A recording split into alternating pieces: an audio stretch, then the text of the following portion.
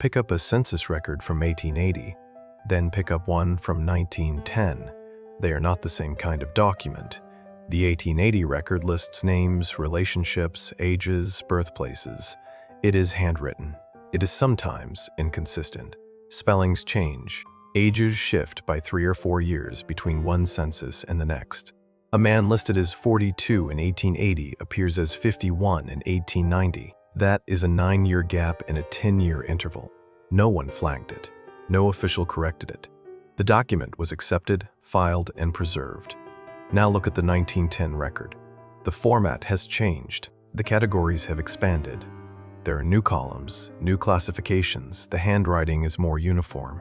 The instructions given to enumerators, the people walking door to door collecting this information, are more precise, more standardized, more controlled. Something changed between these two documents.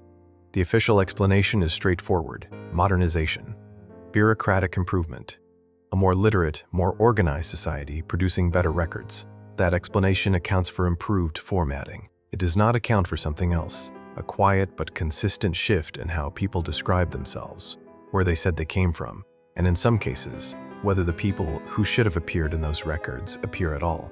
That is the starting point of this investigation. The United States Census of 1890 was largely destroyed in a 1921 fire at the Commerce Department building in Washington, D.C. This is documented. This is not disputed. What is worth examining is what that specific loss means. The 1890 census would have captured a generation of Americans at a precise moment, roughly 10 to 15 years after large waves of immigration from Southern and Eastern Europe, and 30 years after the Civil War. It would have captured ages, birthplaces, family compositions, property holdings, and literacy rates for tens of millions of people at a specific point in time. That record no longer exists in any usable form. What remains of it, fragments, partial schedules, a handful of surviving pages, covers fewer than 1% of the population that was enumerated. The fire explanation is accepted, but the fire raises a technical problem that is rarely discussed in full. The 1890 census materials were stored in the basement of the Commerce Building. They were damaged, partially, in 1921. The decision to destroy the remaining water and smoke-damaged records was made administratively, not accidentally. Officials evaluated what remained and concluded it was not worth preserving. This means a portion of those records survived the fire and were then deliberately discarded. The question is not whether the fire happened. The question is what standard was applied when deciding which fragments of surviving American family history were worth keeping. Between approximately 1880 and 1920, family record-keeping in the United States and across much of Western Europe underwent a transformation that is described as administrative progress. Birth certificates became standardized, death records became uniform, marriage licenses moved from church registers to civil authorities, immigration records shifted from informal ship manifests to structured government forms with standardized fields. Each of these changes has a logical explanation. Public health required better death records. Immigration enforcement required better arrival records. Civil governance required reliable birth documentation. But examine what standardization actually does to a record. A church baptismal entry from 1870 might include the father's village of origin in Poland, the godparents' names, a note about the family's occupation, sometimes a physical description. It is irregular. It is personal. It contains information that was not requested by any form because no form existed. The recorders simply wrote down what they knew. A standardized birth certificate from 1910 contains only what the form asks for, nothing more. The father's village of origin becomes Russia or Austria, the empire, not the place. The godparents disappear entirely. The physical description is gone. The occupation is reduced to a single line. Standardization did not create more information. In several specific and measurable ways, it created less. This is not a contradiction of the modernization theory, but it raises a question that the modernization theory does not address. What happened to the irregular information, the details that existed in pre-standardized records, when those records were replaced or superseded by official systems? One of the most consistent patterns in American family records from the late 19th and early 20th centuries is name change. This is well documented. Immigration historians have written about it extensively. The accepted explanation is assimilation. Immigrants anglicized their names voluntarily, or had them anglicized by immigration officers at entry points. or change them to avoid discrimination in the labor market. All of that is true and documented. But name change has a secondary effect that is less discussed. It breaks genealogical continuity. A family named Kowalczyk that arrives in 1895 and becomes Coleman by 1905 has, in the record system, effectively started over. The American branch of that family begins at that point. Everything before it, parents, grandparents, villages, religious affiliations, property, exists in records on another continent, in another language, under a different name. This is not a conspiracy. This is a structural feature of how records work. What it means is that for a significant portion of the American population, the pre-1900 record is either inaccessible, destroyed, or stored in archives that have not been fully digitized, translated, or cross-referenced. The family history, in practical terms, starts at the point of assimilation. Whatever came before is either unknown or requires a level of archival research that most people will never undertake. The question this raises is not about intent, it is about outcome. Whether or not the discontinuity was designed, the effect is the same. A clean break in the record at a specific historical moment. Archives are not neutral. This is not a controversial statement among archivists. The field itself acknowledges that what gets preserved, how it is cataloged, and who can access it are decisions made by institutions with their own priorities, constraints, and blind spots. The National Archives of the United States holds billions of records. The Ancestry database contains digitized versions of hundreds of millions of them. Access has improved dramatically over the last 30 years. But access to a digitized record is not the same as access to a complete record. Consider what survives from the colonial period versus what survives from the 19th century. Colonial-era documents, letters, land grants, church records, court documents, are often meticulously preserved. They are treated as artifacts. They are kept in climate-controlled facilities. They are studied by historians. 19th century records from immigrant communities, particularly those from non-English-speaking populations, and particularly those from communities without property or political influence, are far more inconsistently preserved. The differential in preservation is not random. It reflects which histories institutions have historically considered worth preserving. This does not mean records were deliberately destroyed. In most cases, they simply were not prioritized. They were not transferred from county offices to state archives. They were not microfilmed during the preservation campaigns of the mid-20th century. They deteriorated. They were discarded during office relocations. The result is the same as deliberate destruction from the perspective of someone trying to research their family history 100 years later. This is not uniquely an American phenomenon. In England and Wales, civil registration of births, marriages, and deaths began in 1837. Before that date, the primary records are church registers, which are inconsistently preserved, sometimes in Latin, sometimes damaged or missing for specific parishes and specific decades. In Germany, civil registration varied by region and was not uniformly national until 1876. Records before that point depend heavily on which church administered the relevant parish, and whether those records survived the disruptions of the 19th century. In Russia, civil registration was not broadly established until the Soviet period. Pre-revolutionary records are largely held in Orthodox Church archives, and their condition and accessibility vary significantly. In each of these cases, the transition from irregular to standardized record-keeping occurs in roughly the same historical window, the second half of the 19th century into the early 20th. And in each case, the transition point creates the same structural effect, a clear before and after in the record, with the before being less accessible, less complete, and in many cases less legible to modern researchers. The official explanation is consistent across all these cases: modernization, industrialization, the growth of the nation-state, and the bureaucratic demands of governing larger and more mobile populations. That explanation is coherent. It accounts for the direction of change.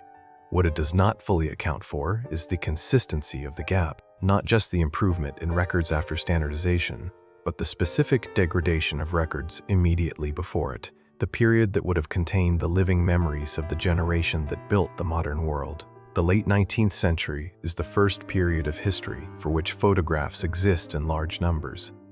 This creates a specific kind of evidence that is different from documents. Photographs are harder to alter retroactively. They show physical objects, physical spaces, and physical conditions that can be compared to written descriptions. What photographs from the 1860s, 1870s, and 1880s consistently show our cities, buildings, and infrastructure that the written record describes as having been recently constructed? Some of this matches. A photograph of a building dated to 1875 corresponds to construction records from the 1870s. But in a number of cases, the photographs show buildings whose architectural complexity and apparent age do not align straightforwardly with the construction timelines given in official records. This point requires precision. It is not being claimed here that these buildings are older than recorded. What is being noted is that the photographic evidence, in certain cases, has prompted serious architectural historians, not fringe researchers, but credentialed scholars, to question whether the dates assigned to certain structures reflect the date of construction or the date of a significant renovation, repurposing, or administrative reclassification. The distinction matters because a building that was constructed before 1800 and repurposed in 1875 will appear in post-1875 records as a civic building established in 1875. The earlier history is not necessarily erased. It is simply not referenced because no one asked. The records, in other words, describe the administrative present, not the physical history of the object. If you trace most American families of European origin back through census records, you will typically reach a stopping point somewhere between 1880 and 1910. Before that point, the records either do not exist in American archives, exist only in fragmented form, or exist in foreign archives in languages and scripts that require specialist knowledge to read. This means that for the majority of Americans with immigrant ancestry, there is a generation, sometimes two, that is functionally invisible in the accessible record. They existed, the children they had, the houses they built, the churches they attended, the cemeteries where they are buried. These are physical evidence of their presence, but the documentary record that would allow a researcher to trace them back further, to their own parents, their own birthplaces, their own family histories, is either missing or inaccessible. Genealogists call this the brick wall problem. It is considered normal. It is expected. That it is expected does not mean it is fully explained. The brick wall is not evenly distributed. Families with property, with political connections, with access to institutions that maintain records are far better documented than families without those things. The invisible generation is not a random cross-section of the population. It is disproportionately composed of people who were poor, mobile, non-English speaking, and institutionally marginal. This is, again, consistent with the modernization explanation. People with fewer resources left fewer records, but it also means that the historical record, as it currently exists, is a record of the documented, which is not the same as a record of everyone who is present. There is a structural assumption embedded in how genealogical and historical research operates. The assumption is that absence of a record indicates absence of the person or event. If a family cannot be found in the 1890 census, the working assumption is that they were not in the country, or that they moved, or that the census enumerator missed them. The missing record is treated as evidence of absence. But there is another possibility that is technically consistent with the evidence. The person was present, but was not captured by the record for reasons that had nothing to do with their absence. Enumerators were human. They spoke the languages they spoke. They covered the territories they were assigned. They filled in forms according to the instructions they were given. Census undercounting was not a modern discovery. It was acknowledged by the agencies conducting the censuses at the time. Estimates of undercounting in 19th century censuses range widely, but most demographic historians acknowledge that the figures were not complete. What this means is that the official record has always been a partial record. The gap between what was documented and what was present has always existed. The specific question this investigation is examining is why that gap appears to widen, to become more significant, more consistent, and more structurally embedded at the same historical moment that official record systems were being standardized and modernized. Modernization was supposed to reduce the gap. In some ways it did. In other ways, the structure of standardization may have created a different kind of gap, one that is less visible because it is built into the format of the record itself. Between 1880 and 1930, most of the major institutions that now control access to historical records were established or significantly reorganized. The National Archives of the United States was formally created in 1934. The Library of Congress expanded dramatically in the late 19th and early 20th centuries. State archive systems were formalized. University history departments professionalized. The discipline of academic history, as it is practiced today, took its modern shape during this period. This is the same period during which family records were being standardized. This is the same period during which the 1890 census was destroyed. This is the same period during which immigrants were being processed through standardized rival systems that assigned them anglicized names, translated their origins into broad national categories, and entered them into a record system that was legible to English-speaking administrators. Each of these things has a standalone explanation. The National Archives was created because records had been poorly managed for too long. Immigration systems were standardized because the volume of arrivals made informal processing unworkable.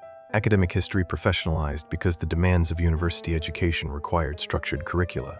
None of these explanations is false. All of them are true. What they do not explain, individually or collectively, is the cumulative effect, a historical record that is, by its structure, far more detailed, more accessible, and more legible for the period after approximately 1900 than for the period before it. The official history of the world before 1900 is largely written from documents created after 1900, from archives assembled after 1900, by institutions established after 1900, according to standards developed after 1900. This is a methodological observation, not an accusation. But it is a methodological observation that is rarely foregrounded in the way historical claims are presented to the general public. Before standardized records, family history was maintained through oral transmission. Grandparents told grandchildren. Stories were repeated at family gatherings. The knowledge of where a family came from, who its members were, what they owned, what they built, was kept alive through regular retelling. This system had obvious limitations. Details shifted over generations. Events were conflated or forgotten. The farther back in time, the less reliable the oral account. But oral tradition also preserved things that no official record would have captured. The specific village. The name of a great-grandparent's employer. The reason a family left one country for another. The profession that was practiced before immigration. What happened to oral family history in immigrant communities during the first decades of the 20th century is well documented by sociologists who studied the period in real time. It largely stopped being transmitted. The pressure to assimilate, the linguistic gap between immigrant parents and American-born children, the deliberate suppression of foreign languages and cultural practices in schools and public life. All of these factors combined to interrupt the oral transmission of family history at precisely the moment when standardized records were replacing it. The new records did not capture what oral history had preserved. The oral history was not transmitted to the generation that would have used the new records. The result is a gap that is invisible inside the record system, because the record system never contained that information in the first place. Professional genealogists, people who do this work at an expert level, not casually, consistently describe the same phenomenon.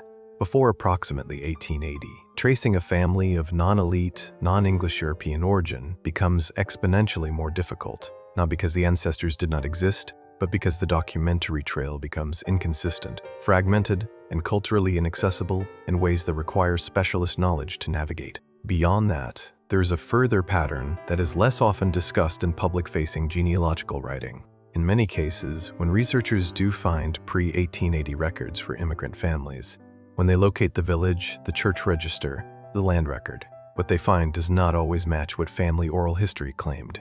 Names are different, locations are different, family compositions do not align. The grandfather who was said to have come from one city turns out to be traceable to a village 200 kilometers away with no apparent connection to the claimed origin. These discrepancies are usually attributed to the imprecision of oral tradition, and in many cases, that is the correct explanation. But in some documented cases, the discrepancy is more structural. The family history that was transmitted orally describes a social position, an occupation, or a geographic origin that the archival record does not support, not because the record is incomplete, but because the record for that specific place and time is relatively complete, and the claimed family simply does not appear in it. This raises a question that genealogical methodology does not have a clean answer for. When oral history and archival record conflict, which is more reliable, and why do we default to the archive? One of the consistent features of the post-1900 record system is that it established a definition of normal. A normal family had a male head of household with a documented occupation, A normal person had a birth certificate, a marriage certificate, and would eventually have a death certificate. A normal citizen had a fixed address, a consistent name spelling, and a traceable immigrant ancestor who arrived through an official port of entry. Families and individuals who did not fit this model did not disappear from history, but they were documented differently, less completely, and in records that were less likely to be preserved, and less likely to be integrated into the standardized archive systems that now form the backbone of genealogical research. What this means practically is that the historical record that is accessible today skews toward the normal as defined by early 20th century bureaucratic standards. The record does not show what everyone looked like. It shows what the people who fit the administrative categories looked like. This is not a recent critique. Historians of marginalized communities have been making this argument for decades. The specific contribution of this investigation is to note that the skew is not randomly distributed across time. It is concentrated at a specific transition point, the decades around 1900, and it is consistent across multiple countries and multiple record systems simultaneously. There is one more pattern worth examining before this investigation closes. In the records that do survive from before 1900, the church registers, the informal census schedules, the handwritten passenger manifests, there is sometimes a specific kind of notation that does not appear in standardized records. It is not a formal category. It appears in different forms depending on the country and the recorder, but the pattern is consistent. A notation indicating that a person or family had previously been recorded somewhere else, or had come from a community whose records were held by a different institution, or whose status was unclear in a way that the recorder felt needed to be flagged. These notations are regular. They were not required by any official system. They appear because individual recorders, priests, local clerks, port officials, felt the information was worth capturing even though no form asked for it. When standardized forms replaced these informal records, these notations stopped appearing, not because the situations they described ceased to exist, but because no standardized form had a field for them. The information did not transfer. It was not destroyed. It simply had no place in the new system, and so it was left behind. This is perhaps the most precise description of what happened to family records around 1900. The transition to standardization was, in most respects, an improvement. The records became more legible, more consistent, more accessible to researchers who came after. But legibility is not completeness. A record that everyone can read is not necessarily a record that contains everything that was known. The standardized form asked certain questions and captured certain answers. Everything that did not fit the question was not recorded. When the standardized record systems were designed, someone had to decide which categories would exist on the form. Race, nationality, occupation, literacy, marital status. These categories were not neutral descriptions of reality. They were administrative decisions about which dimensions of a human life were worth measuring for government purposes. The people who designed these forms were not historians. They were administrators, public health officials, immigration enforcement agents, and statisticians. Their goal was not to preserve a complete picture of who was present. Their goal was to produce data that was useful for governance. A category like nationality collapsed enormous complexity into a single field: a person born in a village in what is now Ukraine, who had lived under Polish administration, Russian imperial control, and Austro-Hungarian rule in 3 successive decades, would be recorded as belonging to one nationality, whichever one the enumerator, the immigration officer, or the form designer had decided was relevant. The complexity did not disappear, it was simply not recorded. And because it was not recorded, it does not exist in the searchable archive. A researcher looking for ancestors from a specific region may be searching under the wrong national category entirely, not because the family lied, but because the form did not have a field precise enough to capture what was true. This is not an anomaly in the record system. This is how the record system was designed to work.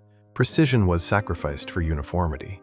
Uniformity was necessary for large-scale administration. The consequence, 100 years later, is that the archive reflects the administrative priorities of the early 20th century, not the actual texture of the lives it was supposed to document. There is a specific phenomenon in genealogical research that has a technical name, but is rarely explained to the general public. It is called retroactive documentation, the process by which records that did not exist at the time of an event are created after the fact, based on testimony, affidavit, or secondary evidence. This happened at significant scale in the United States during the early 20th century for a specific reason: the Social Security Act of 1935. When Social Security was established, it required proof of age. For millions of Americans who had been born before standardized birth registration existed, which, depending on the state, could mean anyone born before 1910, 1915, or even later, there was no birth certificate to produce. The solution was a system of alternative documentation. Church records, school records, family Bibles, census entries, and sworn affidavits from relatives or neighbors could be submitted as evidence of age. These documents were then used to establish, retroactively, a person's official birth record for Social Security purposes. This process created records, real records, accepted by the federal government, filed in official systems, now searchable in archives. But those records were not created at the time of birth. They were created decades later, from memory, from secondary sources, and from documents that were themselves products of the pre-standardization era, with all the inconsistencies that implies. The archive contains these records without flagging them as retroactively created. A researcher encountering them today may treat them as primary sources when they are structurally something more complicated than that. The official explanation for this process is pragmatic and reasonable. People needed to qualify for benefits, and the absence of a birth certificate was not their fault. That is true, but it also means that a portion of the official record was written, from memory, 30 or 40 years after the events it describes, by people who had strong personal incentives to present their ages and histories in specific ways. The record exists. The circumstances of its creation are not visible inside the record itself. The documents exist, hundreds of millions of them, in archives across the world, digitized and searchable to a degree that would have been unimaginable 30 years ago. The technology for genealogical research has advanced significantly. DNA testing now allows people to trace genetic ancestry even when documentary records are absent. Cross-border archival collaborations are making previously inaccessible records available in new ways, and yet the gap persists. For the majority of people with ancestry from non-elite, non-English, non-Western European backgrounds, the family record before approximately 1880 remains fragmentary at best and inaccessible at worst. The gap is not getting smaller at the rate that improved technology would predict. Because the problem is not access to the records that exist. The problem is the records that do not exist, or that existed in a form that was not captured by standardization, or that were transmitted orally through a chain that was broken by assimilation pressure at the exact moment the written record was being formalized. The official explanation for all of this is coherent. Modernization, industrialization, migration, bureaucratic development, these are real historical forces that genuinely produce the record systems we now use. But coherent does not mean complete. The records that were kept tell us a great deal about the people they describe. The records that were not kept, the informal notations, the oral transmissions, the irregular details that no standardized form had a field for, described something else. What that something else contained is, by definition, unknown. The standardized record began around 1900. Everything it could not capture was already behind it. The form had no field for what came before. What came before has no form left to be found in, and the institutions that now control access to what does survive were built, funded, and organized during the same decades that determined what would and would not be preserved. That is not an accusation. It is a description of how knowledge systems work and how they decide, sometimes without intending to, what the past is allowed to contain.